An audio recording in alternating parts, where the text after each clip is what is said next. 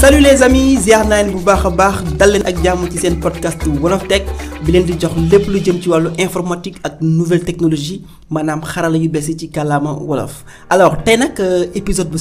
spécial la ñu am parce que ñoo ngi ci fin d'année bi tey le 31 décembre jour bu mujj ci année 2020. alors pour accompagner année 2020 bi nag mu jeex ci jàmm ñu entamé 2021 dañu ciy ànd ak ay borom xam-xam ñoo xamante ni seen xam-xam dafa màcc ci lépp lu jëm ci wàllu informatique ak nouvelle technologie donc ñëpp ñi nga xamante ni jaaroon nañ ci podcast bi maanaam ci Wolof Tech bi ñoom la ñuy dajale tey ci benn épisode ku nekk fas yéene joxe ay xalaatam ci ci naka la informatique ak nouvelle technologie war a taxawee ci 2021 bi ñu jëm si pour mën a saafara ay jafe-jafe yu bëri yi nga xamante ni sénégalais yi ñu ngi jànkuwante ak moom mais aussi ñu joxe ay conseils ci yan technologie ak yan technologie ñoo lañ war a jàng ci 2021 pour gën a mën a préparer 2021 yi étudiants yi aussi nga xamante ni dañoo bëgg informatique bëgg cee dugg ci yan filière la ñu war a conseiller pour ñu orienté wu ci pour gën a yokk seen i chance pour gën a gaaw am xëy. alors pour loolu yëpp nag dañu siy ànd ak ay borom xam-xam comme ni mu ko waxee léegi ku ci mel ni Soxna Thiaba Diop développeur mobile la Android Mimystic ziar nañ la. delloo ziar Elite maa ngi remercier la tamit ci invitation bi nga ma invité maa ngi nuyu Elias maa ngi dégg may nuyu Ruth tamit maa ngi ziar xarala yéen ñëpp maa ngi leen di ziar. macha allah merci ci invitation bi. macha allah mais soxna Thiaba kaasu café bi dina ñëw ça c'est sûr parce que yaa ma koy laaj dina ñëw. daaw ba ren maa ngi koy xaar. non mais déwén jot gaaw non ren moom foog ñu jéem a trouver solution ci loolu quoi.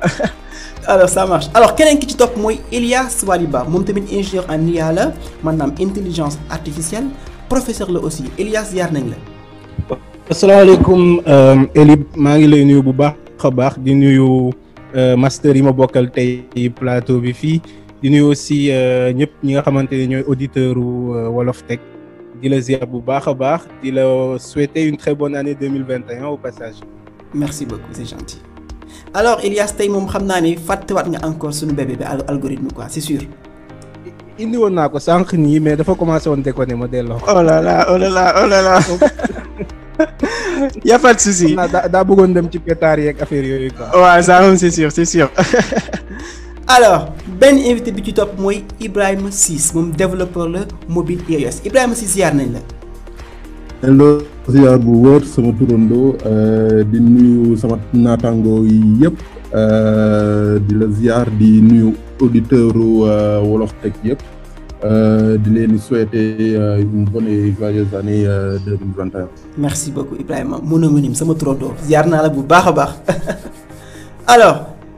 beneen invité bi ci topp mooy Adi Ngom senior développeur JavaScript moom moo ñu defal épisode bi passé bi ñu génne nii Adi ziar nañ la bu baax. waa ko baax maa ngi leen di delloo ziar di rafetlu loolu jotaay bi di rafetlu loolu initiative Wolof Tech di nuyu ñëpp di ziar ñëpp di ñaan sunu borom ñu jeexal année 2020 bi ci jàmm tàmbale 2021 bi ci jàmm incha allah. amiin yaa rabbal aalamiin amiin. merci beaucoup Adi alors je pense que Adi xale yi commencé nañ jouer ci affaire bi ah. waaw bu baax moom ñoom de nee nañu man moom duma kii quoi. bu fekkee habillage bi la mu bàyyee leen ko ndaxte man lu nekk laay def. non mais je pense que war nga ñu partager ak ñun tamit ñu jéem a xool nan lañ ko mën a joxee xale yi tu vois. non dina ñëw. voilà partager ñu lien bi comme ça je pense que sama homonyme Ibrahima aussi war na ko soxla quoi. amul benn problème bu soobee yàlla. alors ñu jàll ci beneen invité bi maanaam Jean-Noël Sarr développeur la moom aussi Jean-Noël ziar nañ la. delloo ziar frère Ibrahima maa ngi nuyu tamit tous ceux qui sont présents ce soir ñëpp ñi nga xam ne teew nañ fi di encore une fois rek rafetlu émission Wolof Tech bi podcast bi ndaxte nekk na loo xam ne vraiment ça apporte une solution pour la population te yaakaar naa ne comme ñoom ñooy cible principal bi loolu moo gën a am solo ñoom ñu xam lan mooy informatique ak lan mooy technologie ci loolu. merci waaw di yokk rek ay quelques précisions ci profil bi parce que xaw nañu ñu ngi commencé dérouter tuuti digital learning manager tamit dañ koy def. mu nekk loo xam ne dafa nekk métier bu bees fii nii ci dans le monde du numérique laay wax sax. donc loolu ñu ngi ci dugal nañ ci suñuy tànk ñu ngi koy gën a yaatal tamit ndànk-ndànk. macha allah. nekk tamit président benn association boo xam ne day yëngu ci sensibilisation ak appréhension des outils digitaux. donc fii nii à Kaolack. donc pour vraiment Kaolack mun a nekk benn hub boo xam ne ça sera un croisé des technologies. ñu ngi ciy liggéey te yaakaar naa ne voilà buñ ci eggee rek. c'est important yéen ñëpp di ngeen ci jot incha allah. alors loolu dinañ ci wax sax xam naa ci après nga gën ñu indi ay précisions ci li ngeen di def foofu noonu. voilà merci beaucoup Jean-Noël Sarr. exact je vous précise aussi Jean-Noël Sarr séeréer bu bëgg mburu la quoi c'est séeréer bu mag a mag la quoi. alors ñu jàll ci benn. bu ma yoolee am na fi benn waali ba xaw ma. non bàyyi noonu alors ñu jàll ci benn invité bi maanaam Ousseynou Diop moom aussi développeur la même aussi en même temps CEO Xarala Académie je pense que ñu bëri gis nañ aussi liggéey bi muy def ci internet bi voilà dans les réseaux liggéey bi am solo lay def actuellement Ousseynou Diop ziar nañ la. waaw asalaamaaleykum mbokk yi maa ngi siyaar ñëpp di leen bëggee di bëgg loolu tamit ci dalal gi ngeen fi dalal tey di rafetlu itam yitte ji ngeen am ci tas xarala yees yi ci làkku réew mi di bëgg lool ci dalal bi jaajëf. merci ñëpp nag. merci beaucoup Ousseynou ñu ngi lay fay bu baax mais aussi yow yaa ñu war a jàngal wolof franchement parce que ni ngay waxee wolof dama amagul jot mais foog ma ñëw ci yow pour jël ay cours pour gën a mën a voilà xam ni may waxee quoi franchement. noo ko voilà bokk. franchement félicitations pour ça. alors beneen invité bi mooy Gérard Dacosta alors Gérard moom tamit moo nekk ingénieur la en sécurité informatique Gérard ziar nañ la. hello ziar maa ngi rafetlu si teewaay bi nekk ak sama naataango yi bon man moom sama olof demeewul noonu mais bon. ouais dañuy def ak su ma gisee Ibrahima di laa ko olof demee ne xaaral ma am fit laa ko olof quoi en tout cas kontaan naa nekk si plateau bi ak gars yi yëpp. vraiment ñoom Elias bon. récemment lañ commencé liggéey mais vraiment j'apprécie vraiment nit ku baax la. macha allah xam nga ñoom Mimistake Xarala moom depuis bi ñu commencé liggéey ba tey mënatuñu bàyyi dama mënatuma liggéey ak beneen développeur lu dul Xarala. macha allah c'est bien ça c'est bien. Voilà donc après j'ai fait de belles rencontres. Ibrahima aussi yow Ibrahima. xam nga même Jean-Noël xamante ne à travers Momo. donc voilà y a beaucoup de personnes yoo xamante ni. voilà xam naa leen am na ñeneen ñoo xam dañ leen di suivre mais vraiment bon c'est un plaisir nekk ci ak gars yi. ok voilà merci beaucoup c'est vraiment gentil alors ñu jàll ci benn invité bi maanaam Demba Fall moom tamit ingénieur en recherche et développement Demba ziar nañ la. salaamaaleykum sama gars yi delloo ziar maa ngi leen di nuyu kenn ku si nekk gars yi ma bokkal master yi ma bokkal plateau bi. et aussi di leen souhaiter une bonne et heureuse année de passage. maa leen di ziar bu baax kontaan naa. merci beaucoup Demba Fall moom bon xam naa du ma dugg ci ay tooñ ko parce que sinon dafay yàq émission bi daf may sànni ay xeer quoi baal ma bàyyi mu jàll quoi. alors juste pour préciser que ne Mohamed Ciss moom waroon na nekk aussi ci émission bi mais malheureusement dafa am ay quelques tawat ñu ngi koy ñaanal mu tane ak jàmm moom tamit pour mun a passer fête bi voilà d'une manière très extraordinaire quoi. alors il y a aussi d'ailleurs moom aussi waroon na teew ci émission bi mais aussi dafa am ay empêchement Yacine aussi bu expat waroon na fi nekk mais moom tamit dafa am ay empêchement xam naa du mën a teew. après nag suñu paree waxtaan bi nag dinañ xool li ñu doon wax jàpp rek naka la ñuy defee ba mën a naan café bi en ligne quoi parce que loolu moom foog ñu wax ci après incha allah d'accord. alors ñu dem nag directement ci sujet tey bi maanaam épisode tey bi nii ñu nar a waxtaan ci tech au Sénégal ak yan caabi ñoo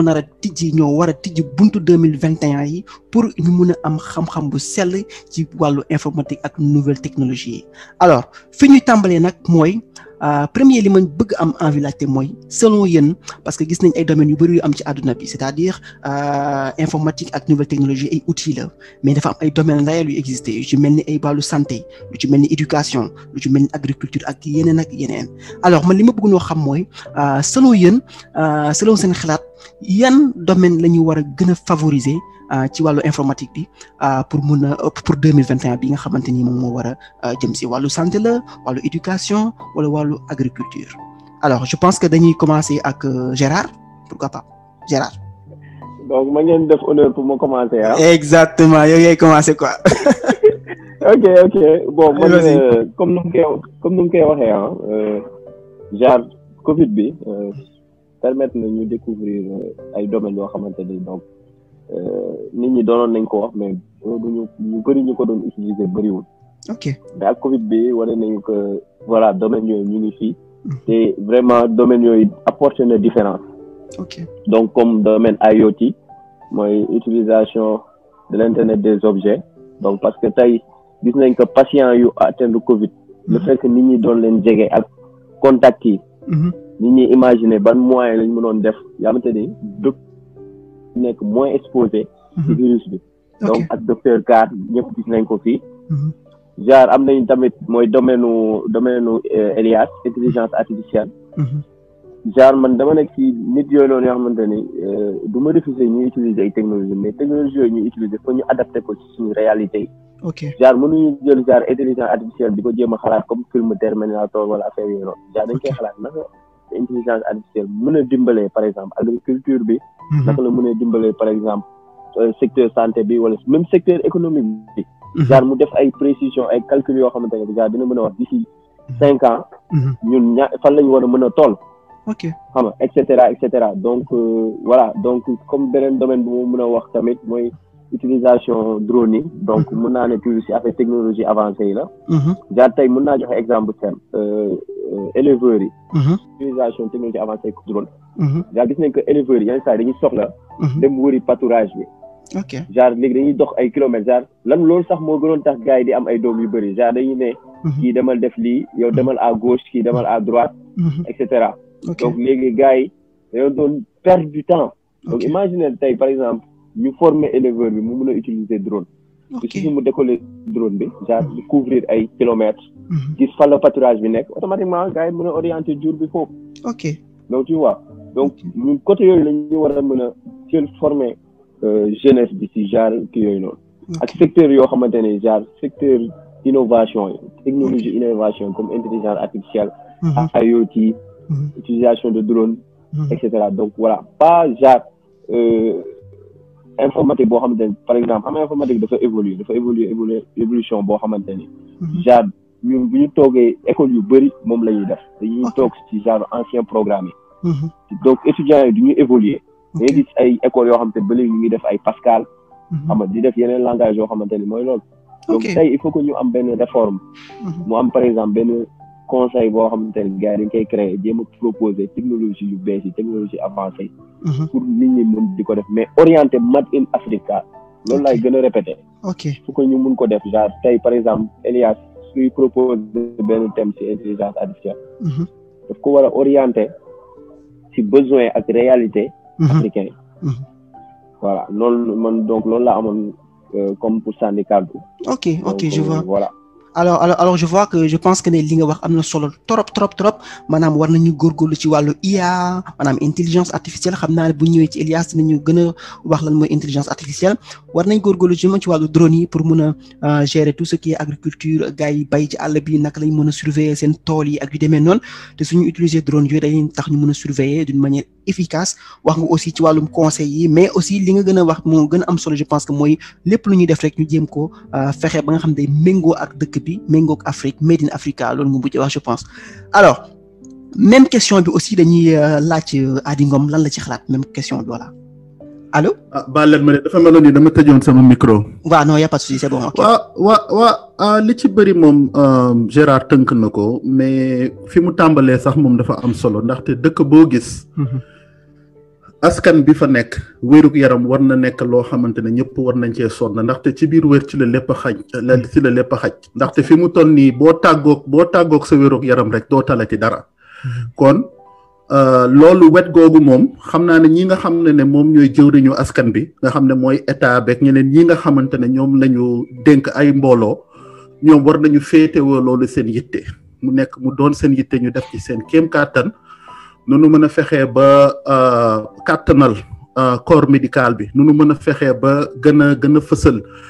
côté éducation bi prévention bi yu demee noonu luñ ci mën a def rek alhamdulilah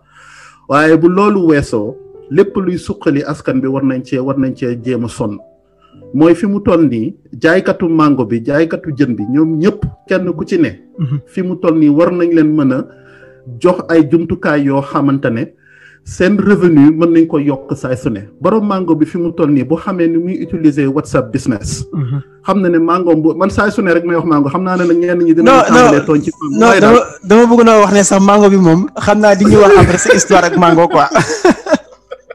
non dinaa leen ko wax ne xam naa beneen yoon lay doon waaye daal ci gàttal boo seetee ba seet Sénégal foog naa suma juumul bi ma mujjee xool chiffres yi foofu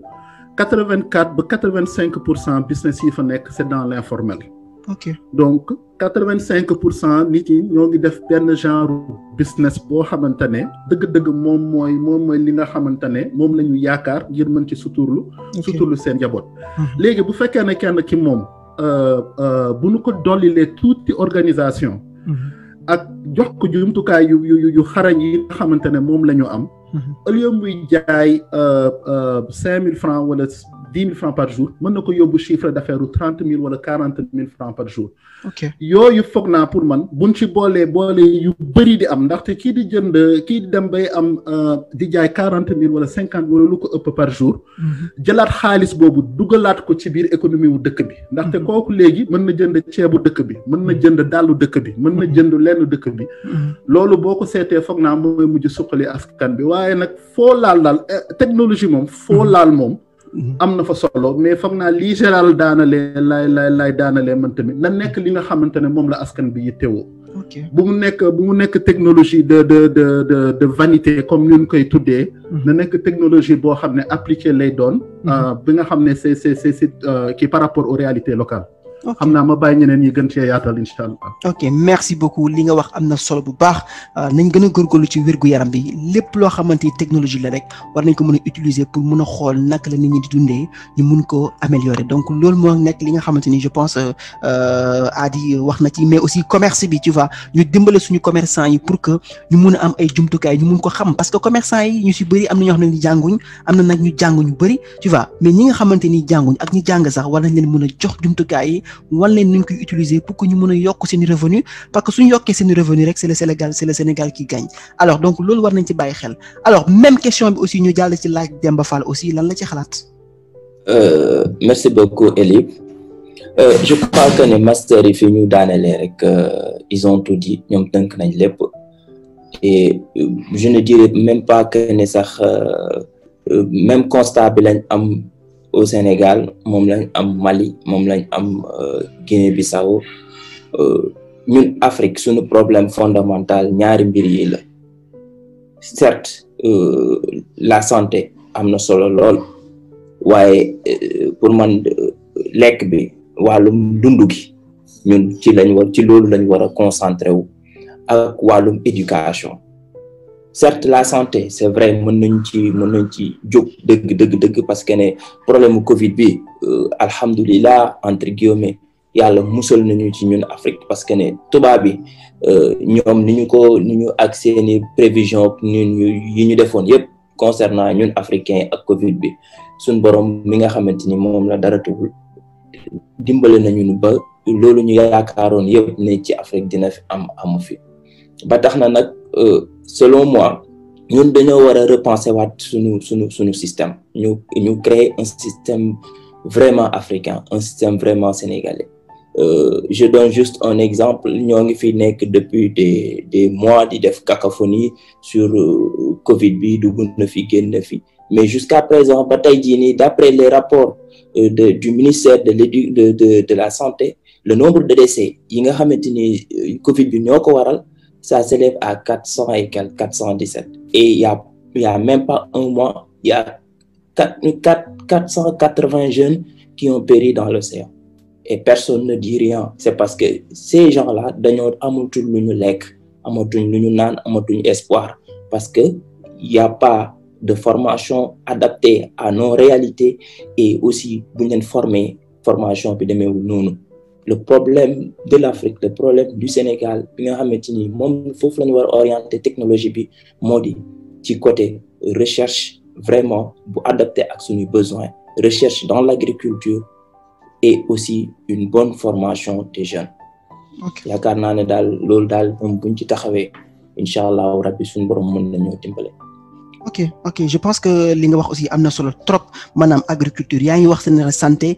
c'est vrai que santé am na solo mais man je me yaakaar ne sax bu nit ki lekkee bu baax am benn hygiène de vie yaakaar naa dina am santé parce que santé aussi li nga xamante ni moo lay jox feebar lu ci gën a bëri li ngay dugal sa biir bi la wala li nekk sa yaram bi ak li ngay noyyi alors du coup agriculture bi ñu ko defee nit ñi am autosuffisance alimentaire maanaam di bay li ñuy di lekk li ñuy bay voilà di lekk gu frais lekk goo xamante ni lekk gu baax lay doon war nañoo mën a am aussi santé éducation aussi dafa am solo parce que nit ki su lekkee ba suur je pense que dina war a mën a jàng bu baax loolu moom je pense que séeréer yi duñ ma contredire quoi alors donc du coup dañuy demaat ci même question bi maanaam yan domaine lañ yaakaar ne ci lañ war a gën a fësal outils informatique yi ci 2021 bi ci Sénégal alors ñu laaj même question bi Ibrahima Ciss. waaw man je pense que surtout Demba mi jël parole bi léegi nii mi ngi mel ni dafa lire dans mes pensées en fait. Okay. Parce que ñaari domaine yi mu wax man moom laa naroon laal. Et premier domaine bi mooy domaine santé bi. Bon nous savons tous que 2020 a été marqué par mbas bi muy Covid-19 bi donc du coup domaine santé bi ñu gën si taxaw. Je pense que déjà am na ay pays yu développé yoo xam ne bon peut-être que da ngay ne wax ne dama xaw a biaisé parce que je suis développeur mobile. Mais il y a beaucoup de pays développés yoo xam ne tey jii nii dañu développer des solutions mobiles yoo xam ne à temps réel en fait di nga xam si sa entourage ñan ñoo feebar donc voilà pourquoi pas développer ces genres d'applications ici au Sénégal aussi. Ok. Ça serait une bonne chose. Et je vais insister aussi sur le côté de l'éducation. Surtout la formation des jeunes. Parce que tey jii je pense que nit moom soo amee benn formation am lu muy suivre dina jomb def yenn parce que voilà on a assisté quand même benn événement regrettable plus de 400 jeunes périr comme ça si géej bi c'est parce que effectivement amuñu woon benn espoir si dëkk bi donc man je vais plutôt dire voilà ñu gën a taxaw si njàng bi ak njàngale bi surtout si voilà domaine éducation bi daal. ok alors c'est hyper important comme li gars yi wax rek éducation wérgu yaram ce sont les secteurs clés yi nga xamante ni war nañ ci góorgóorlu bu baax képp kuy xalaat projet di xalaat start-up di xalaat ay projets yu rafet et tout ça nañ jéem a am accès wu ci loolu aussi xalaat ci wàllu santé yan pour solution lañ mën a indi parce que ñëpp mën a xalaat du informaticien kese moo mën a xalaat mais juriste mën na xalaat voilà kii def comptabilité mën na xalaat ñëpp mën nañ xalaat ki nga xam ne ni sax mu ngi nekk ci au fin fond du Sénégal toog ci àll bi kooku aussi soxla nañ ay xalaatam donc nañ uti xalaat yi fu nekk ci au fin fond du Sénégal pour mën a defar ay affaires yoo xamante ni yu am solo lay doon alors même laaj bi aussi la ñuy dem ñu laaj ko Thiaba Mimystic. waaw bon merci maa ngi lay jaajëfal bu baax technologie bi moom ñu utiliser ko si wàllum agriculture man IoT moo ngi def liggéey bu am solo si wàllu boobu surtout Fab Lab yi existe instant bi comme genre Fab Lab bu Modou Ngom instant bi moo ngi def lu am solo si wàllu agriculture ak tamit Fab Lab bu Orange avec Modou Diallo bu may gis si Twitter des fois day dugal yenn yoo xam ne mu naan ko yow moom sama idole nga parce que c'est vraiment intéressant démb Abdou mu ngi ko doon wax nan lay arroser garabam yi à distance mu indi vidéo boo xam ne dafa implémenter benn solution bi nga xam ne day permettre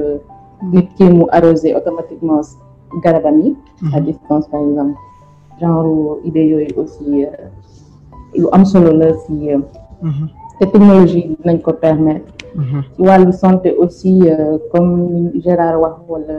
li Gérard wax sànq ak intelligence artificielle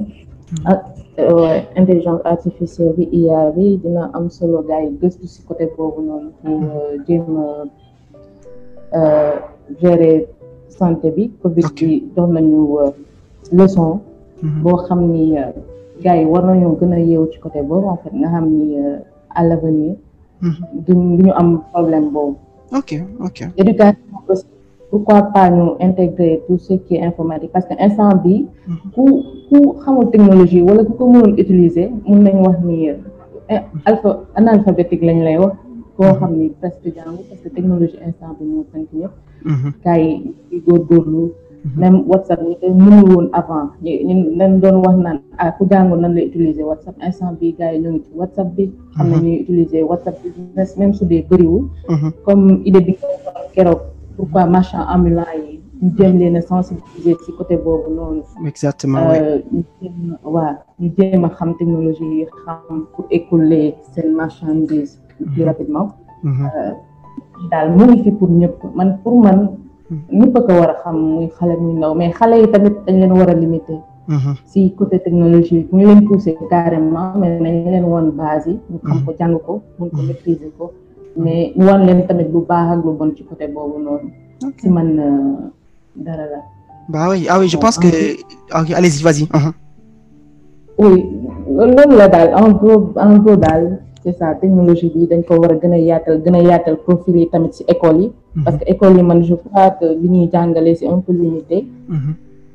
ñu jéem a xool yeneen profil yi ñu mën a ajouter sànq maa ngi dégg Jean Noël suma juumul Jean Noël waa si voilà mu ngi doon wax am na beneen profil bu mu yokk ci école am bi nekk Kaolack suma juumul genre yooyu noonu ñu jéem a pousser daal dugal intégrer yenn domaines yoo xam ne existé gul ñu intégrer ko ci éducation bi ci man loolu mooy tax ñu am esprit numérique en global ñu avancer dans ce sens. ok ça marche alors li nga wax dafa am solo trop xam naa ne li nga ñàkk waxee sax mooy affaire agriculture ak gars yi arrosé à distance c'est hyper intéressant parce que man moom affaire fleur dafa neex gars yi dañ may tooñ à chaque fois des fois léegi damay jékki-jékki toog week-end bi damay nekk ci affaire fleur rek lay nekk des fois damay dugg sax Twitter laajte sama fleur yi naka lay def pour ñu mën leen voilà pour parce que dafa commencer dee et tout ça parce que je pense que ne il faut que nit ñi aussi toppatoo environnement bi tu vois parce que des fois da ngay dem ci yeneen pays gis ni ñuy toppatoo ni ñuy respecter seen environnement yi da ngay gis espace vert yi ni ñu ko respecter et tout ça alors loolu yëpp soxla entretien donc du coup nouvelle technologie aussi suñu par exemple suñu defee ay fleurs ci biir Dakar wala bi yeneen régions yi Thiès Diourbel et tout ça war nañ mën a am ay technologies yoo xamante ni ñoo koy toppatoo chaque fois heure bu arrosé jotee rek ñu arrosé ko nit ñi dootuñu nekk di sonn di mu am benn charge bu métti quoi alors je pense que loolu yëpp ay xalaat la yoo xamante ni war nañ ci xalaat et comme li nga wax aussi wàllu éducation bi et tout ça am na solo trop alors ñu laaj même question bi aussi à Ousseynou. waaw asalaamaaleykum maa ngi nuyuwaat ñëpp di kontaan lool daanaka li ñu wax rek gars yi li ñu bëggoon wax lu ci ëpp lépp wax nañ ko. ok man ci tomb yu may gën a di ñëw mooy yi nga xamante ni surtout contexte Afrique bi nii soxla na ko lool. bu njëkk moom mooy ñu créer ay industrie par exemple instant bi mënuñu wax ne ñu ngi 21e siècle ba tey mënuñu defar pousse mënuñu defar wëñ donc au lieu ñuy ray suñu bopp chaque jour ñuy créer application chaque jour ay site e-commerce yoo xamante ni du def 1 an ñu sànni ko ci suuf balaa loolu ñu xool ndaw ñi naka lañ leen gën a mën a tàggate ci ñu mën a defar ñu dem ñi defar ay pousse ak leneen tey imaginer benn entreprise bu ndaw bu tijji woon boo xam ne day defar ay pousse lu mu ndaw mën na jël fukki ndaw yoo xamante ni ku ci nekk mën nga dundal ñett nit sa waa kër donc loolu lu am solo la mu nekk première tomb bu gën a am solo mooy ñu def ay industrie deuxième point bi mooy ñaareel tomb bi mu nekk tamit ñu créer ay business communautaire par exemple bu ma nekkee ci communauté bi ci nit ñi ci boppam ku nekk da nga war a jàpp ni Caba mi nekkul sama concurrent waaye ñun ñaar ñoo bokk lu ñuy def Elias mos nañ ci waxtaan ci genre yooyu ay projet boo xam ñoo bokk presque la même chose lu ñuy def mun ma bon Seynou dama xalaatoon ni man dama bëggoon créer la même chose benn affaire bu ma doon def mun ma est-ce que du ma ñëw ci yow sax ñu bokk liggéey ma ne ko waaw tu as le choix ce soir mën nga ñëw ñu dooleel affaire ba wala def ko parce que man jàppee ma la concurrent man dama la jàppee koo xamante ni ñoo bokk même lu ñuy def loolu tamit lu am solo la beneen bu ñu nekkee si communauté tey aad yi lancé na benn application boo xam ne nu ngi koy jaayee $2 imaginez followers aad yi ci communauté mën na nekk 1000 africains 1000 sénégalais 1000 noirs si ku nekk bu nekkee fay ne $2 yooyu aad yi mën na si am $2000 kon communauté bi day màgg parce que mënoo nekk aad yi def ngay partager à chaque fois mu publier benn application nga partager te bu créer produit payant doo nangu fay loolu te yaa ngi jënd beneen produit boo xamante ne aad yi moom la def loolu laay wax business communautaire beneen bi stop mooy jeunes yi surtout ñu def informatique technologie arrêtons de créer des applications loolu régler problème bi application yu bëri tout ça chaque jour nga dégg application yu bees parce que problème mooy ñenn nit ñi amuñu lu ñu lekk mënuñu assurer 3 repas. naka nga mën a def nga xalaat ci yow ak domaine bi nga jàng parce que problème solving lañ wax. yow gis nga ay problème naka nga mën a def ba trouver ñii nu ñu def ba dund. beneen bi mooy ndox mi gis nga ndox mi doxul normal chaque jour gars yi ñi ngi am problème ndox. beneen bi stop ñi nga xamante ni sax dañ ciy génn mooy ñi nga xam am nañu xaalis dañuy wër pompe yi quoi supérisseur xam dañuy bës ndox mi di mën a yéeg léegi yow en tant que jeune boo xamante ni yaa ngi nekk ci domaine technologie naka nga mën a def ba ñooñu noonu nga jox leen ñu mën di naan loolu moo gën a am solo à chaque fois ngay créer benn application boo xam ne 3 personnes ñoo koy utiliser après nga ñëw bon gars yi dañoo soxor duñu utiliser sama application on s'en fout ñun duñu utiliser application parce que africain moo ko defar wala sénégalais dañuy utiliser application parce que day résoudre problème yi nga xamante ni am nañ ko beneen bi ci topp 3e point bi mu nekk tamit lu am solo fii dañuy gis ñu bëri ñoo xamante surtout jeunes ñi nga xam ne ñun ñu nekk informatique dañuy tëdd benn jour rek bon tey aw ma nelaw donc damay créer benn application sans tester sans demander l'avis des gens après nga sànni ko ci poubelle bi loolu tamit nañu tester bu ci gën a am solo mooy application yamul ci version 1 kese quoi version 1 donc fii ñu si ëpp bu ñu defee version 1 rek dañuy terminer foofu rek pare nañ ci quoi ay mise à jour pare nañ ci quoi pour ñoom voilà 4e point bi mooy fu may gën a jeexalee mooy nañ dépasser phase utilisation quoi. ñun école dañuy sonal dañuy former ces outils yoo xam ne ñeneen ñoo ko développé pourquoi pas ñu former jox ñu benn capacité boo xam ne ñun dañuy mën a créer au-delà de l'utilisation bi. ñun ñu mën a créer sama benn problème ma dafa mos a wax égyptien la mu ni ma moom prof bi ko doon jàngal. bu ko doon jàngal algorithme ak yooyu. da ko mosoon laaj ndax am nga compte. Fiverr mu nekkoon benn réseaux sociaux comme WhatsApp nu mu siiwee nii moom moo gënoon siiw jamono jooju noonu mu laaj ko mu ni ko non xaw ma sax luy loolu te pourtant prof loolu lay jàng chercheur la te loolu lay jàngal te amul compte mu ni ko man utilisation bi intéressé wu ma man nu may def mooy ba technologie jëm si kanam nit ñi dépasser phase utilisation mais ñun dafa mel dañ ñu nax ci loolu dañuy former expert réseau community manager expert Python expert nang loolu c'est bon mais nous devons dépasser cette phase ñu xool naka la ñuy def ñun ba concevoir suñu propre outil quoi à partir de outils yi ñu nga xam ne moom lañ ko utiliser parce que outils yu bëri ay open source la mën nañ ko utiliser par exemple état bi nga xamante ne chaque année day fay xaalis bu cher Huawei di fay xaalis bu cher Oracle pourquoi pas mu jël fii ay ingénieurs yoo xamante ni mën nañ def loolu ñu créer ko un nouveau Oracle wala nouvel Oracle wala ñu dañu créer tamit ay outils Huawei Orange à chaque fois seen gadget yëpp ñu koy dem jënde Chine pourquoi pas jeunes yi nga xam ne ñu ngi nekk fii ñooy def IoT électronique ñu defar gadget yooyu jaay ko Orange donc te loolu day demander ay recherche yu bëree bëri ak tamit coona voilà parce que tubaab bi fu mu toll nii 1000 ans ci ginnaaw sonoon nañ lool mais lu leen may li ñu am li yëpp mooy liggéey du sens du wërsëg du leneen mais liggéey moo leen ko may donc di la sant bu baax a baax alors c'est fort li nga wax dafa am solo trop franchement man instant bi comme ni ma koy faral di waxee rek sama bopp baa ngi tourné parce que bu ma mënuma waxandoor lépp quoi mais li nga wax dafa am solo trop et li ma ci gën a jàpp mooy que ne c'est-à-dire même bi may def commencé def podcast bi ñu bëri dañ wax ne ma am na ñu doon moo proposé ne ma parce que ñi ma ci waxtaanal ñu ne ma est-ce que doo def utilisation ay ban iPhone moo génn bees version logiciel bu génn bees ak genre de ma ne non man je veux pas parler de logiciel yu génn bees wala iPhone bu génn bees non parce que loolu utilisation la mais li gën a am solo mooy nga fexe ba nit ki xam li nekk derrière tout ça tu vois nga bu ko xamee rek après moom dina mën a am xelam dina ubbeeku mu mën a joxe ay propositions yoo xamante ni ëllëg dina romb sax iPhone wala mu romb yeneen logiciels yi quoi donc moo tax li nga wax dafa am solo trop et je pense que voilà conseil bu am solo nga joxe fii nii bu am solo alors donc du coup ñu dem ci même question bi aussi même laaj bi ba léegi ñu ngi ci même laaj bi ñu dem ci Elias laaj ko moom aussi lan la ci xalaat Elias Waliba. waaw jërëjëf Elib pour question bi yaakaar naa question bu am solo la te gars yi niñ ko aborder déjà man dama si jàng sax lu bëri donc yaakaar naa da maa jox avantage sax pour ni ma mujj wax non ñun ñëpp si jàng fi mu toll nii ah oui vraiment gars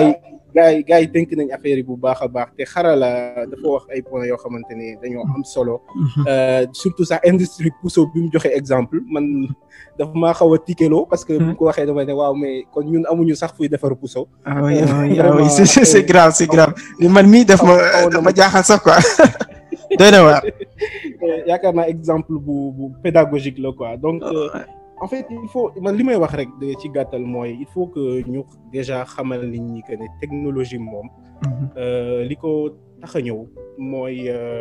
fépp foo xamante ne nit dafa xaw a tële wala affaire yi daf ko xaw a dëgër trop pour mu réussir fa. technologie ñëw jàppale ko. boo xoolee ay téléphone nit da doon dem toog lu yàgg du déggante ak ay mbokkam téléphone ñëw résoudre loolu. internet ñëw indi lu gën a sophistiqué donc technologie solution la du lu indi problème bu indee problème rek nit moo ko utiliser pour indi problème. waaye technologie moom solution la. li tax may wax loolu mooy parce que internet ak ay technologie commencé na yàgg Sénégal léegi mënatuñu wax lu bees la Sénégal. commencé na fi yàgg am na ay génération yoo xamante ne tey ñu ngi ñu ngi wut ay liggéey. ñoom internet dañoo judd fekk fay internet ak ay technologie mais ba tey boo waxtaanee ak mag ñi am na ñoo xamante ne même sax duñu ay mag. boo waxtaanee ak ñoom da ngay sentir ne dañoo xaw a ragal technologie. donc pour man il faut que ñun suñu mission aussi nous les spécialistes de la technologie. suñuy mission nekkul kese xëy dem entreprise. liggéeyal entreprise bi benn affaire am sa salaire bu baax ñëw ñibbi si sa kër tëdd nelaw yem foofu noonu non dañoo war a nekk ay jàngalekat te waruñu nekk ay jàngalekatu ay nit ñu bëgg def technologie mais dañoo war a jàngal population bi yëpp que ne lan mooy technologie ñun lan la ñuy def loolu mooy permettre ëllëg sa dëkkandoo bi mu mën a pousse doomam pour moom tamit mu dem jàngi technologie wala nga inspirer ay ñeneen nit ñoom tamit ñu mën a def xar ci seen tànk tubéy donc vraiment travail vulgarisation boobu loo xamante ne ñun ñëpp dañ cee war a liggéey surtout ci 2021 bi mais ci décennie bi dañ ko war a def suñu mission ne ñun dañoo war a vulgariser technologie bu baax a baax a baax. ok l'autre chose mooy domaine yi nga xamante ne war nañ ci vraiment xar suñu tànk tubéy ci wàllum technologie d'une manière générale mooy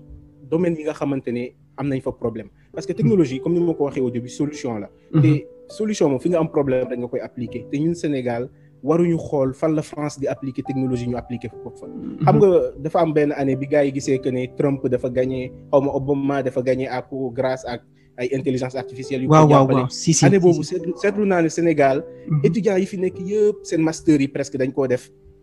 def si wàllum social network analysis nan la ñuy jàppale ay politiciens gis naa sax étudiants yoo xamante ne mujjewuñu mën a soutenir seen master ndaxte amuñu année boobu yaakaar naa nekkul woon année élection Sénégal donc ñoom mujjewuñu mën a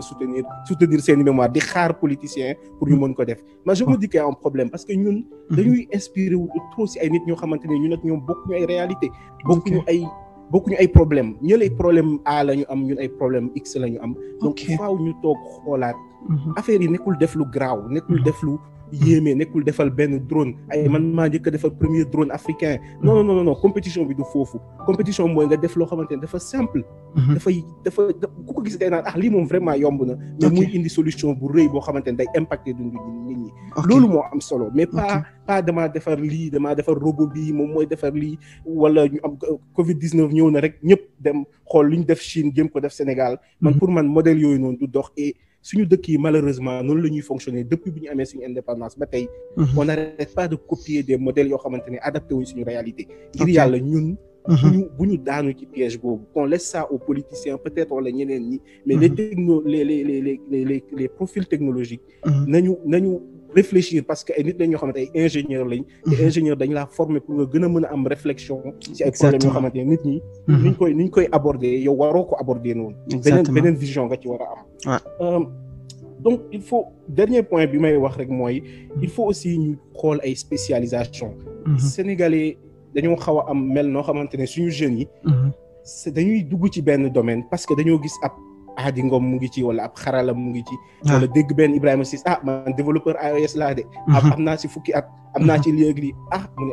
man tamit damay dem nekk développeur iOS parce que lii daal dox na loolu jëmalewul dara kanam xamoo ban investissement la Ibrahima Ciss def pour yegg ci tey fi mu yegg donc jeune bi bul dugg ci loolu bul gis ne Elias chaque jour day wax ci intelligence artificielle ci internet bi rek xaaral ma dem jàng intelligence artificielle non nit da ngay jàng li nga bëgg li nga xamante ne réellement man lii laa bëgg bu fekkee médecin nga bëgg a doon defal médecine mën nga ci appliquer technologie bu fekkee yow apprenti nga bëgg a doon defal métier boobu mën nga ci appliquer technologie bu fekkee chauffeur nga bëgg a doon mën nga ci appliquer technologie loo mënti def rek mën nga ci appliquer technologie en fait c'est pas gis nga boo xoolee réewu tubaab bi da ngay gis souvent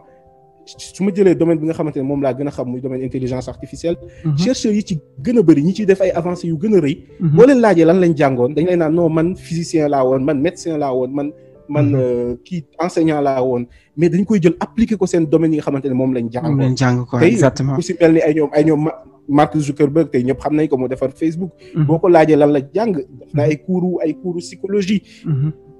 moom bu lay wax li mu jàng sax da ngay naan mais kii kañ la jàng informatique non c'est-à-dire technologie da ngay ñëw nga appliquer ko ci domaine bi nga xam béykat bi tey fois mu mën a appliquer technologie donc encore une fois on pousse les jeunes à aller se spécialiser dans leur domaine ñu bàyyi di leen gëmloo ne non defal intelligence artificielle dans 10 ans di nga am liggéey moom mooy fay non mënoo xam lan mooy xew dans 10 ans kenn mënu koo xam kenn mënul xam ban liggéey mooy fay booy jàng di xalaat yooyu rek soo moytul di nga rater sa vocation bul xalaat man ëllëg si lii laay am liggéey c'est difficile nag dans des pays comme le Sénégal nga xam ne war nga lekk war nga naan mais encore une fois am na yoo xamante ne c'est comme ñun ñëpp ay jullit lañ wala ñun ñëpp ay dañoo gëm yàlla damay naan yenn yi bàyyi leen ko ci loxo yàlla te ngeen def li nga xamante ne moom ngeen bëgg ngeen farlu ci yàlla dina leen ci fekk ay payoor ak affaire yooyu yëfu yàlla la yow da ngay def li nga xamante ne loolu nga war a def yàlla fekk la ci man c'est le conseil que j'ai envie de donner aux jeunes mais quant à yeneen points yi moom yaakaar naa master yi abordé nañ ko si noo xamante ne c'est magnifique donc foofu laay yemalee sama intervention merci beaucoup. Merci beaucoup alors Elias encore une fois li nga wax c'est extraordinaire point yi ma ci retenir yëpp bëri na tu vois mais li ma ci gën a amal solo mooy que ne li nga wax ne informatique nañ ko jàppee comme outil la boo xamante ni da nga koy jëfandikoo pour mën a régler ay problème nag fan lañ koy chercher mooy ci sa dund li ngay dund tous les jours li ngay lekk li ngay naan sa dëkkuwaay fi nga war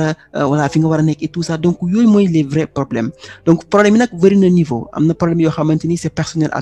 à chaque personne mais jàpp na lépp lu personnel à yow rek ci benn nit rek mën na am na kenn ko xam ne mu ngi dund même problème bi alors donc kon informatique war na mën a régler solution yëpp sur le plan ci niveau yu bëri moo xam ci niveau communautaire ci niveau étatique et tout cela alors donc dañ ci bàyyi xel bu baax informatique outil la xool leen li ngeen xamante ni moom ngeen bëgg seen biir xool ngeen def ko après nag appliquer ci informatique bi pour mën a am ay solutions yu extraordinaire alors même question bi aussi la ñuy laaj Jean-Noël Sarr ñu laaj ko ci xalaatam mais aussi je précise aussi que ne même am na yeneen points yoo xam ne waroon nañ ci débattre mais je pense que gars yi répondre nañ ci yu bëri déjà te xam naa temps bi demeewul noonu alors du coup après dañuy defaat beneen passage pour que nit ñi mën a joxe seen dernier conseil et tout ça alors ñu déglu Jean-Noël Sarr ci même point bi maanaam yan domaine yi lañ gën a war a mën a voilà focaliser wu ci 2021 bi ci wàllu informatique et tout ça voilà Jean-Noël. Oui Ibrahima merci beaucoup vraiment yaakaar naa ne fu mu ne nii lu ñuy mën a yokkati ci li gars yi wax rek dina xaw a jafe tuuti pour ñu yokk ci dara mais quand même juste pour dire que ñoom ils ont tout survolé nañ lépp wax nañ laal nañ domaine yëpp daal li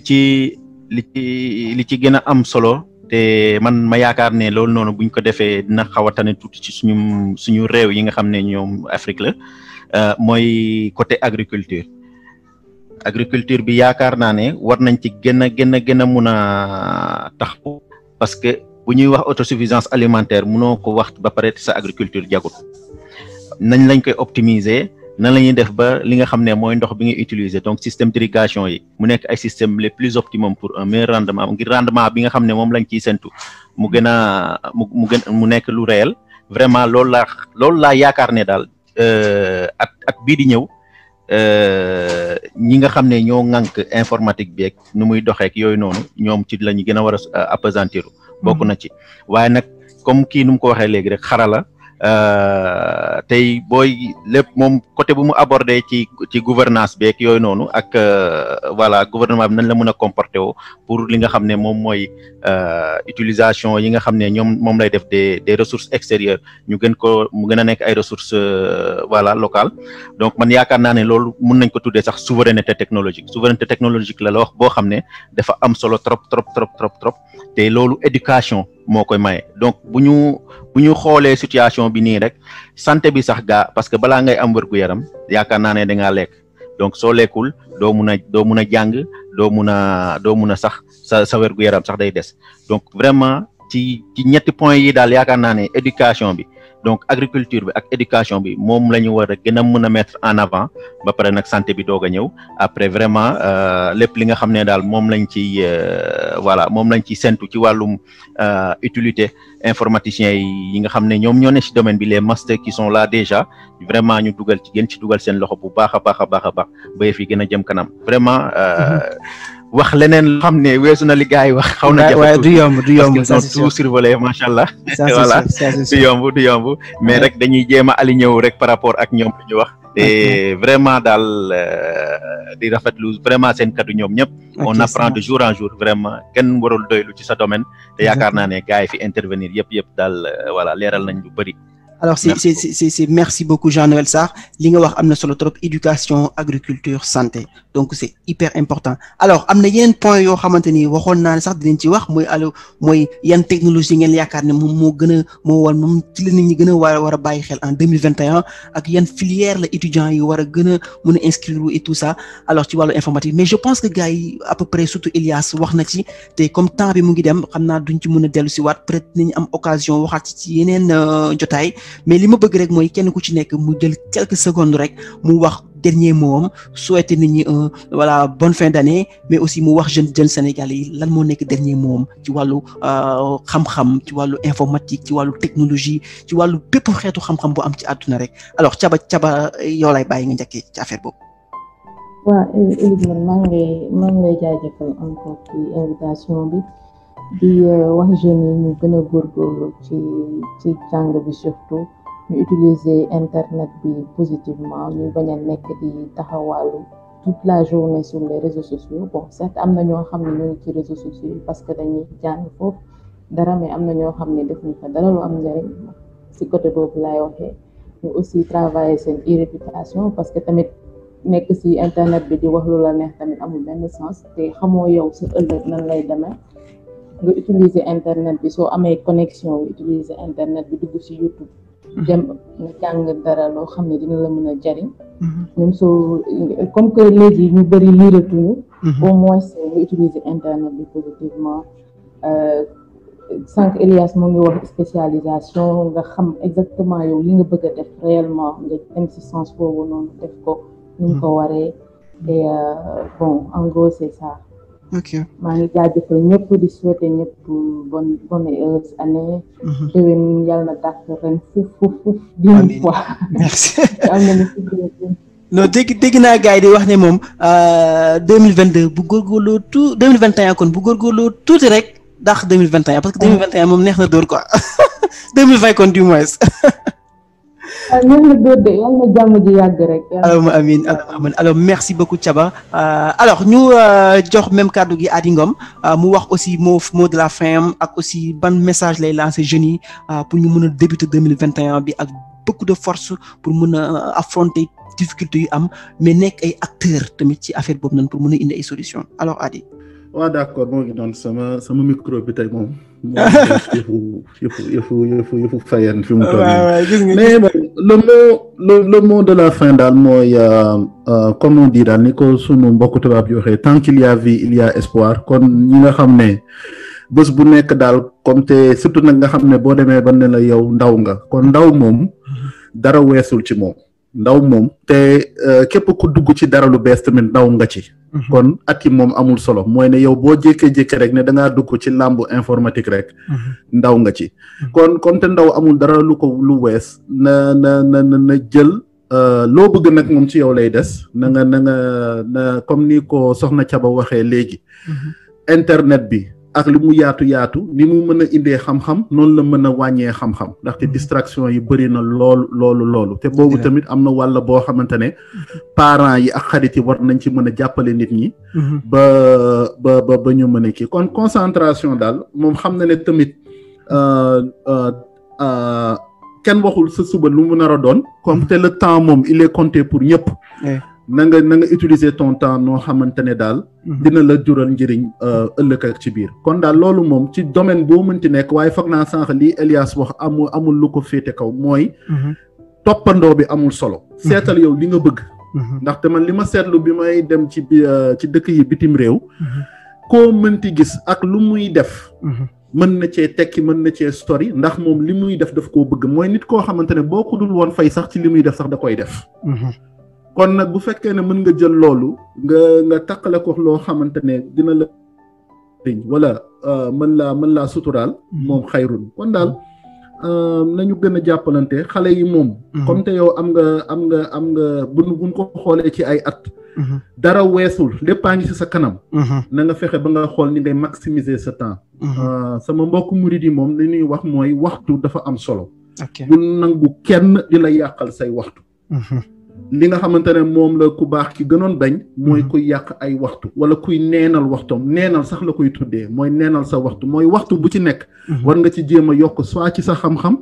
wala ci ca mën-mën waxtu nag boo ci deful benn ci ñaari rek yaa ngi neenal sa waxtu yi kon nañuy moytandiku di neenal suñuy waxtu yi loolu daal laa xam ne moom laay tëjee incha allah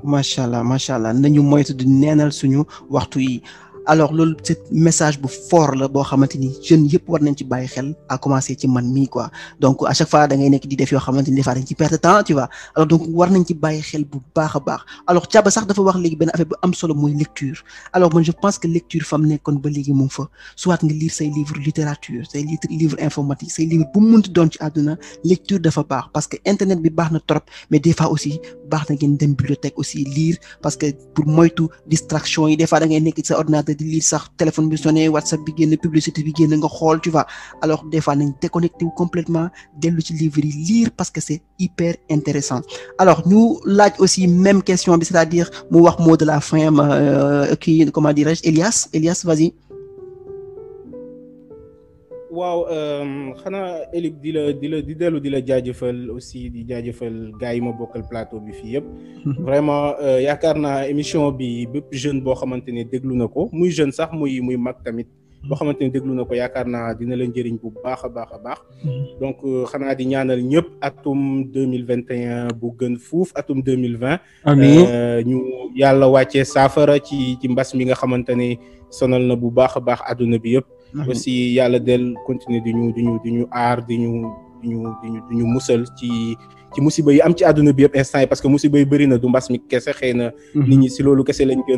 gën a focaliser aussi 2020 bi waaye bëri na mais aussi di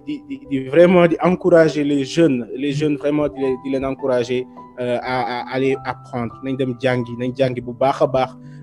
jàng yombul dañu koy wax depuis bi nekkee xale mais boobu màggee sax nga koy gën a xam exactement yàlla dafa def damay jàngale aussi mais jàng yombul te mënul yomb en fait man dans la vie finalement dara yombul jàng boo jéemee wut jàng bu yomb rek boo moytuwul doo jàng exactement dama koy wax parce que informatique dafa bëri ay forme jàng am na dem YouTube nga seetaan benn tutoriel bu Elib def wala nga dem déglu benn podcast wala nga dem lire benn livre boo ciy def daal yow bu ko yombal même booy seetaan tutoriel bu ko seetaan comme série mais concentré wu ci li ngay def daal bu ko yombal na nga ko jox valeur na nga ko jox akam et puis nañ jàng parce que dañu war a jàng on a beaucoup de problèmes yoo xamante ni solution bi du jóge si biti ñëw si ñun solution bi ñun ñoo koy indi te solution bi nekkul kese nga am ko si sa bopp xam ko naan noo keneen moo ko war a def dëkk bi kat salte na nguur gi moo ko war a def c'est vrai seen responsabilité la mais boo dëkkee ak nit deful loo xamante ni daf ko war a def bul toog toujours di ko ñaxtu yow tamit defal ay action yuy wane ne affaire bi kat tenir na la à cœur loolu la ñu diine jàngal loolu la ñu yar jàngal loolu la ñu xam donc vraiment les jeunes nañ redoubler d'efforts gën a jàngiwaat gën a am fulla si lu ñuy def parce que aujourd'hui ñëpp wax nañ ko man y a juste 2 jours maa ngi woon en entretien ak benn société bu mag bu nekk bitim réew mais effectivement saa yoo ci demee dañ lay wax naan dañoo gis ne Afrique am na talent loolu ñëpp a koy wax léegi Afrique am na talent ñun Sénégal yaakaar naa population bi am plus de 60 ans motul sax 10% kon maanaam 90% bi yëpp boo moytuwul âge u liggéey lañ toll parce que boo amulee 60 ans daanaka ba tey mën nañ ne mën nga liggéey donc il faut ñu utiliser potentiel yooyu bañ a xaar ñeneen di ñëw di ñu jël comme ay employés di ñu liggéeyloo pour ñoom seen i dëkk di suqaleeku te loolu lañ commencé di gis ay Google ay Microsoft ñoom ñëpp commencé nañ di ñëw di installé wu fii ñëwuñu fi pour jàppale ñu dañ fay ñëw pour wut si xaalis Afrique dañ koo gis rek comme benn marché boo xam ne dañuy ñëw di fi wut si xaalis te loolu baax na mais ñun tamit vraiment nañ fi fekk dara buñ fi ñëw fekk fi un terrain vide nañ fi fekk dara te nañ góorgóorlu si loolu donc vraiment j'encourage bu baax a baax aussi initiative Wolof Tech maa ngi leen di jaajëfal bu baax a baax. ok merci beaucoup Elias franchement li nga wax aussi am na solo trop te jeunes yëpp war nañ ci bàyyi xel en même temps alors ñu jox kàddu gi aussi Gérard lan moo nekk sa mot de la fin. Bon merci donc man sama mot de la fin mooy comme chaque jour nu mu koy waxee sànq Elias laal na sujet boobu y a beaucoup de jeunes yoo xam ne dañuy réeroo genre dañuy gis genre benn Elias di def IA automatiquement ñoom ñëpp ñu bëgg def IA wala ñu gis benn Merveille Thiam buy def programmation ñoom ñëpp ñu bëgg def comme moom genre il faut ñu mën a xam même dans la religion ku nekk dañ ko tracer destin genre yow c'est pas que parce que Elias day def IA bu ñëpp di wax ci moom que yow tam boo defee IA forcément dinañ wax ci yow pourtant du Elias rek mooy def IA fii et pourtant voilà loolu la yàlla def genre yow da nga war a xool où looy def est-ce que tu es bon ci li ngay def nga def ko après lu war a ñëw day ñëw noonu naturellement mais forcing moo gën a garaaw genre xamoo li ngay def te loolu day dal jeunes yu bëri dañuy dem en entretien genre ñu poser leen ay questions rek ñu tiit duñu xam lu ñuy répondre te pourtant seen profil ñu ngi ne que lii ak lii la ñuy def chose qui est dangereuse genre tey dañoo war a mën a xool si looy def man mooy exemple yi may jox yenn saa comme étudiant yi classe dama leen di ne genre booy def sax Excel fexeel Excel boobu ngay def nga nekk meilleur boobu nga siy nekk le fait que yow nga siy def genre après succès bi mooy ñëw def bruit pour yow mais du yow yaa war a def bruit pour succès bi ñëw si yow xaalis bi c'est toujours looy def nga jiital si xaalis rek doo réussir genre jiitalal passion bi après xaalis bi mooy ñëw et puis jeune sénégalais genre peut-être dinaa ne comme Elias nu mu ko waxee pauvreté bi la mais genre pauvreté boobu noonu yow bu bëggee nga génn ci jiital ci sa passion après sa passion moo lay fay mais pas le contraire genre boo si tegee xaalis bi rek yenn saa da ngay gis benn jeune boo xamante ne yow amoo expérience amoo dara nga am chance nga nekk en entreprise ñu proposer le salaire nga ne salaire bi dafa ndaw après le gars il se demande jeune bii nii lan moo ko indi fii exact donc après du la retenir genre ñëwal nga prouver ba pare de telle sorte que entreprise day xam que kii soxla nañ ko après nga toog a laajte mais yenn saa da ngay ñëw amoo benn compétence amoo dara yow entreprise sax day obligé jàngal la nga bëgg ñu lay fay salaire boo xamante ni mérité woo ko jaar loolu moo nekk frein bi en Afrique problème jeunes yi dañoo jiital xaalis bi de trop c'est sûr da ngay gis sax booy def entrepreneuriat social gars yi duñ si jàpp ngay yore communauté nga bëgg nit ñi interagir ñu ne awuma jot mais genre yenn saa xarala damay waxtaan ak moom mën na ko genre exemple laa joxe tey communauté yu bëri bu fi Bill Gates ne woon day investir ay milliards automatiquement ñu ne woon amuñu jot ak dañuy am jot ci saa si ça c'est sûr genre esprit boobu noonu la ñu war a mën a bàyyi ça c'est sûr genre nit da nga war a di def benn affaire genre lu la siy fekk da la si fekk te yàlla tax mais pas genre da nga siy jiital ndax xaalis bi ndax kii bi mooy loolu passion tant que muy lay guider lépp looy def day réussir dafay réussir man je conseil boobu laa bëgg a jox jeunes yi faites les choses avec passion te genre tant que yaa ngi def passion rek passion da lay guider man ku ma xam na man mun naa toog genre yenn saa yi am na ñu bëri ñoo xam te dañuy toog di laajte xanaa jara amul lu muy def pourtant dinaa toog si journée bi am journée yu chargé mais je me dis que tey su ma toogee am na ñu bëri ñoo xamante ni peut-être ñu may jël comme modèle su ma toogee bàyyi leen naka la ñuy def après donc moo tax après damay sacrifié wu damay toog yenn saa yi di doxantu ak ay nelaw sacrifice bu may def ginnaaw kenn xamu ko exactement mais genre juste pour motiver ay jeunes te jeunes il faut que ñuy dem ak passion exactement ça c'est conseil boobu laa amoon pour wax ak gars yi et di souhaiter ñëpp une très bonne heureuse année ñu génn ci année Covid bii nii dugg ci année 2021 mu nekk année boo xamante réussite dans tous les projets pour tout le monde voilà donc kàddu yooyu la amoon pour sànni way kàddu yu am solo nga wax passion nañ jiital passion encore une fois nañ jiital passion say bëgg-bëgg xoolal li nga bëgg nga dem ci bañ a xalaat ay xaalis bañ a xalaat dara parce que li nga bëgg moom boo ko defee naturellement après dina la jëriñ ça c'est sûr donc nañu jiital passion bañ a jiital toujours xaalis alors ñu dem aussi ci même question bi c'est-à-dire du question sax mais conseil bi muy jox bi ngay jox jeunesse sénégalaise bi la mooy ñu laaj ko ñu dem ci Ibrahima Ciss je pense que Ibrahima Ciss waxagul de non pas encore. Allez vas-y des fois damay réer parce que fi mu toll nii sama bopp bi moo chargé ci li ma bëgg laajte moo bëri allez vas-y Ibrahima. d'accord ba man dama lay njëkk jaajëfal ci invitation bi di souhaiter ñëpp une bonne et heureuse année 2021 di ñaan yàlla 2021 gën a neex en tout cas que année bi ñuy jóge nii. amiin alors man j'ai principalement ñaari conseils yoo xam ne gars yi fii nii joxe nañ ko ba pare sax surtout Elias ak Adi benn bi mooy nañu wut xam-xam. nañu wut xam-xam encore une fois jàng maanaam nañu jàng que ça soit dans le domaine de la technologie ak bépp domaine bu mu mënti doon mais nañu wut xam-xam parce que tey jii ñun les jeunes en tout cas dama koy maas on aime trop l'argent facile bëgg nañ dugg ci ay affaire teel a am xaalis te duñu gëstu bu baax wala boog duñu gëstu nu mu ko ware ni mu ware te xam-xam dafa am solo si nit. am na benn livre je pense wala je sais plus benn article boo xam ne il dit que nit ki pour nga nekk expert si benn fànn il faut nga passer si quelque chose comme 10 000 heures maanaam 10 000 heures nga nekk si maanaam nga spécialisé wu si benn affaire passer si 10 000 heures mooy tax yow nga nekk expert si sa domaine. Donc 10 000 heures du ay caaxaan 10 000 heures soo jëlee 10 000 divisé ko par 24 ça te donne 416 maanaam 416 jours yoo xam ne doo nelaw nekk ci mbir bi di jàng rek loolu mooy tax ñu ne la yow te expert ci benn domaine. Donc juste pour dire que en tout cas xam-xam dafa am solo. te xarala sànq joxe na ay points yu am solo et je pense que loolu dénominateur commun bu yi mu joxe yëpp tey dénominateur commun bi mooy jàng. mooy wute xam-xam. parce que sans xam-xam en fait doo si mën a def benn. n'est-ce pas kooku c'est le premier conseil nañ dem vraiment gën a gëstu gën a wut xam-xam c'est pas que voilà da ngay nekk ci école de la 6e ba terminale am sa bac plus 5 bac plus whatever bac plus 10. voilà nga intégrer benn société léegi tu arrêtes d'apprendre. non jàng dafa nekk quelque chose de continuel. ba ngay dee. Exactement. Okay. Donc voilà kooku noonu c'est vraiment benn aspect qui me tient à cœur mooy jàng.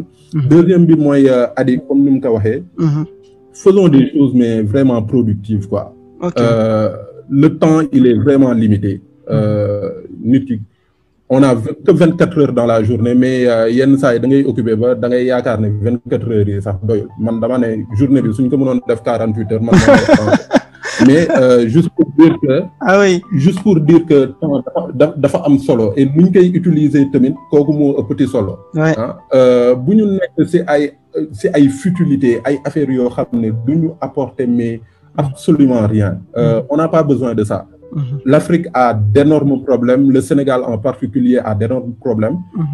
Waruñu fàtte ne on fait partie des 25 pays les plus sous-développés au monde. Donc juste pour dire que voilà problème yaa ngi fi. C'est pas les solutions qui manquent mais dañ ko mettre en place. Donc ñun jeunes yi ñoo war a en tout cas prendre le flambeau. def ay jéego en fait ba génn ci yenn situation yi ñu nekk nii. te du toog suñu portable yi 24 heures sur 24. H24 nekk ci réseau yi. nekk ci TikTok bi di répliquer des chansons waki yu kenn xamul. surtout dafa di benn absurdité boo xam ne kenn mënul natt en fait lu ñu mën a jural. nañu def quelque chose de vraiment productif suñu temps. dem jàngi dem wuti xam-xam. dem voilà quoi def ci des choses mais vraiment productives boo xam ne. dina la mën a yow jëmal kanam dina mën a jëmal kanam askan wi yëpp. Donc loolu laa amoon ci li may wax di lay remercier en tout cas encore une fois ci invitation bi. Ok merci beaucoup Ibrahima sama trondo franchement li nga wax aussi am na solo xam-xam ça revient toujours mais aussi productivité maanaam temps bi nga xamante ni moom lañu am tuuti na trop dafa tuuti donc du coup nañ fexe ba buñ ko bese xel ne comme ni ñu koy waxee ci olof buñ ko bese xel ne nañ ko téye bu baax lépp lu ci def rek nga xamante ni voilà na nekk lu am solo alors ñu laaj aussi xarala Ousseynou Diop xarala man noonu laa koy woowee quoi Ousseynou Diop xarala alors lan nga xalaat ci loolu. D'abord bon maa ngi lay sant bu baax Ibrahima vraiment liggéey bu ngay def rafet na am na solo surtout yombul ah. merci beaucoup non yombul merci yombul. waaye dafa metti lool. non dafa metti des fois doo nelaw voilà gis nga moo tax passion bu nga ci am nii moom vraiment yàlla fay quoi am na solo lool. man lu may gën a wax ci ndaw ñi rek mooy lu anciens yi di gën a wax ku may Cal Newport ak gars yi nga xamante ni yàgg nañ ci domaine bi. mooy da nga soxla lu ñu naan dedicated practice mooy par exemple da ngay nekk ci benn domaine. nga maîtriser ko am ci niveau mastery. maa ngi leen conseil tamit livre boobu noonu.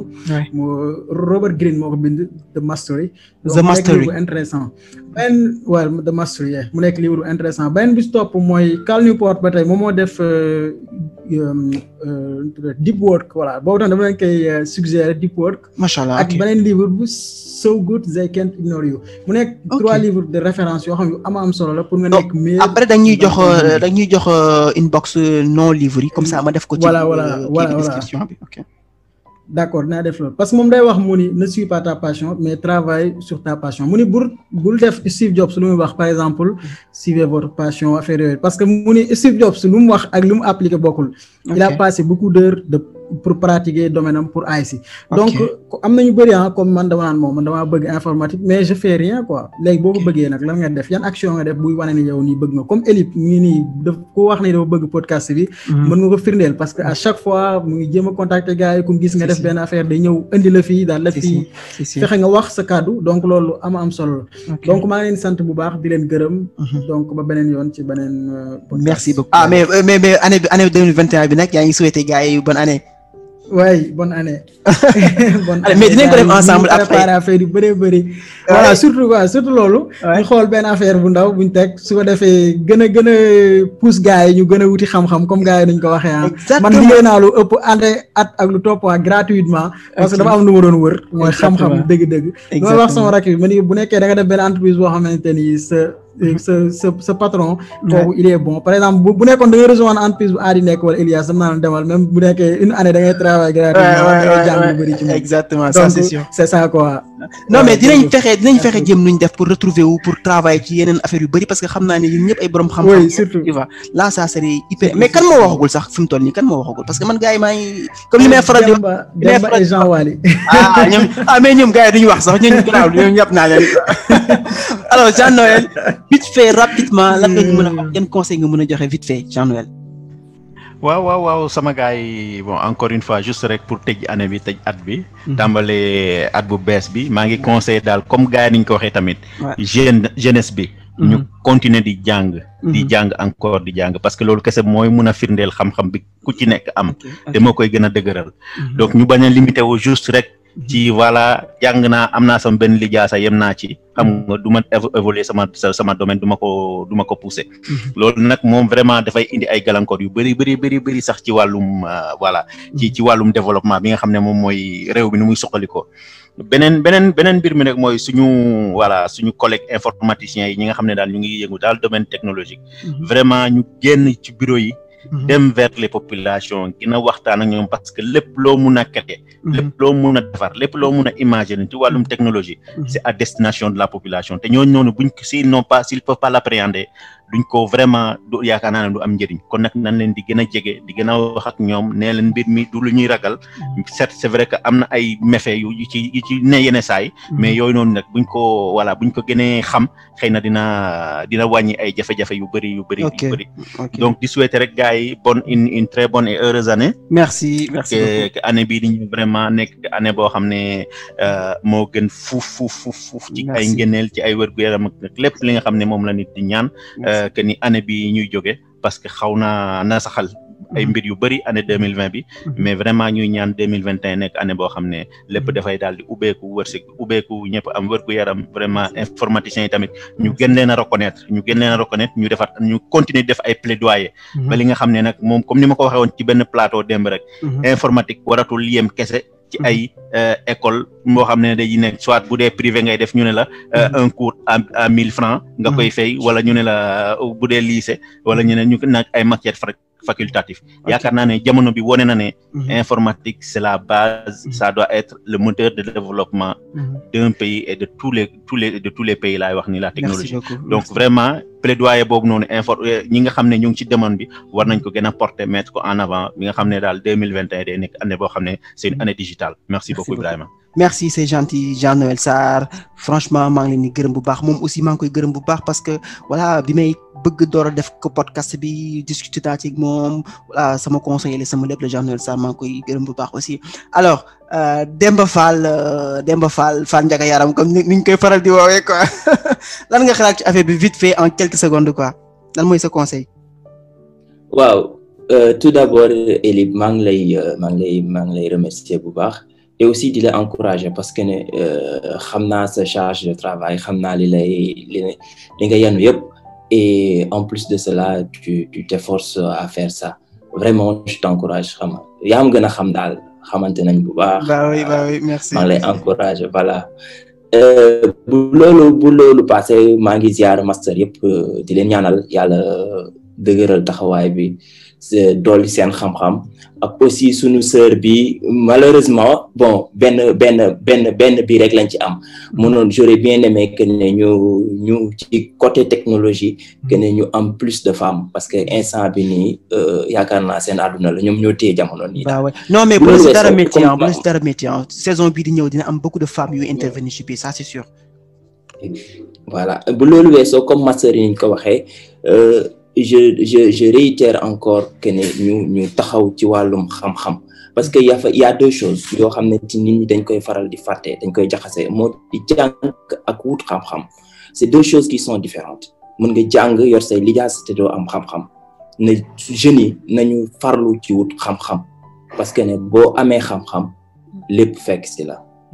te nit mënul am dara ci àdduna dara àdduna ak alaxira te du sonn coono moom bu deñee ci mbir rek mbir moomu doo ci jëlee lu la neex nit na ngay nangoo doon ku bëgg a doon mbaxana na ngay nangoo doon dàll c'est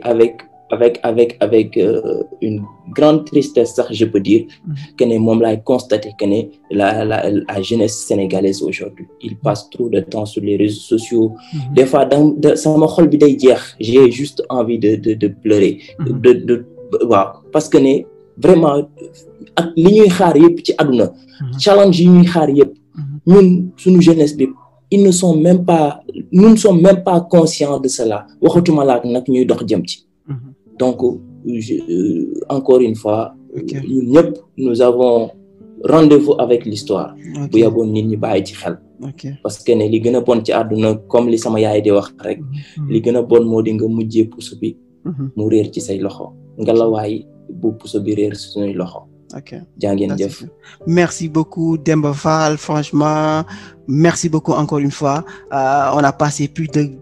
15 ans je pense xawma 11 ans 12 ans tu vois franchement voilà j'ai rien à dire quoi franchement émission bi ça s'est très bien passé neex na trop tu vois alors li ma bëgg rek mooy yéen ñëpp ngeen tijji seen micro yi tu vois parce que tey dama am benn affaire bi spéciale parce que tey la sama anniversaire yi yaay ngeen souhaiter ma ko joyeux anniversaire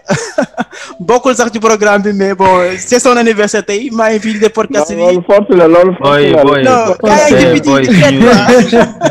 suñu yaay la donc maa ngi koy wax joyeux anniversaire bu baax maman moom aussi keroog dafa déglu sama émission bi ma def ak Elias mais daf ko déglu ba pare ñëw génn fekk ma sama chambre ne ma Ibrahima ma ne ko mu ne ma man li ma gën a métti sama àdduna mooy lu tax jàng àggalewu ma sama jàng parce que li ngeen di wax nii c'est tellement intéressant que ne voilà man dama ci retrouver wu ci lu bëri man dinaa jéem a xool sax sama vie naka laa ko mën a gën a defaree bu baax mais comment mère bi commencé di algo affaire bi jaaxal ma c'était hyper quoi. Donc joyeux anniversaire à maman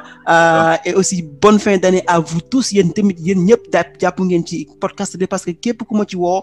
pour nga ñëw def émission sans benn explication da ngay adhérer complètement donc du coup loolu yëpp pour dire que ne ñun ñëpp ñoo bokk loo xamante ni moom la ñuy xeex mooy fexe ba ñëpp am xam-xam man waxatuma sax jeunesse bi mais màgget ñi sax dañoo war a am xam-xam parce que màgget ñi mag ñi war nañoo am xam-xam xam ci li xale yi nekk pour que mun leen ci aiguiller mun leen ci digal tu vois et tout ça donc man dama am habitude des fois sax di leen jege tu vois mag ñi di leen jege di waxtaan ak ñoom ci yeneen affaire tu vois yeneen ñu nekkul informatique tu vois et je pense que période Covid bi nii man bokk na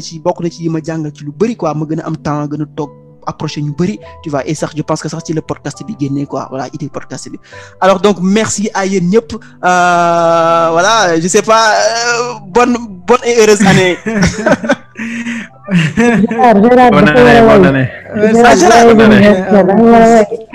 mais Gérard Gérard da nga war a wéy il paraît. bu dee duñu woy joyeux anniversaire moom bés bu dellu si moo neex la ñuy wax waaye duñu waaw non kon nañ ko def ko sama yaay ok joyeux anniversaire maman donc quoi bés bu dellu si moo neex la ñuy def moom la tudd ma waaw nañ wax maman rek quoi maman Khady la tudd waaw mais man nag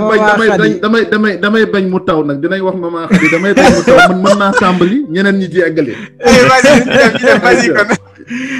benn ñaar ñett bés bu dellu si moo neex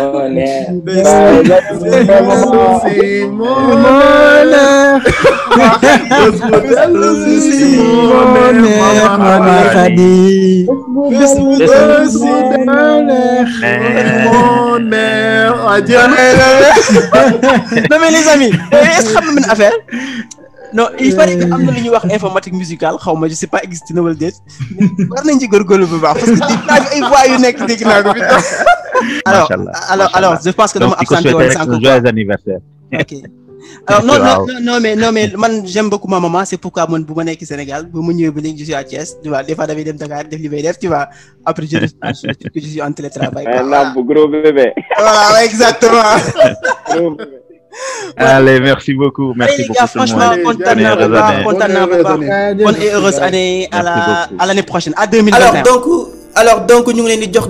dox dajee ci beneen épisode ci beneen émission ci Wolof Tech xam naa nag 2021 bi di ñëw dinañ dugg ci beneen saison bi maanaam saison ñu ngi ci ba léegi ci beneen saison bi sax mais dinañ dugg ci beneen partie bi nga xam ne dañuy wax ci lépp lu jëm ci wàllu sécurité mais aussi am na beneen partie boo xam ne dañuy jëm ci wàllu ops c'est-à-dire dañoo def développement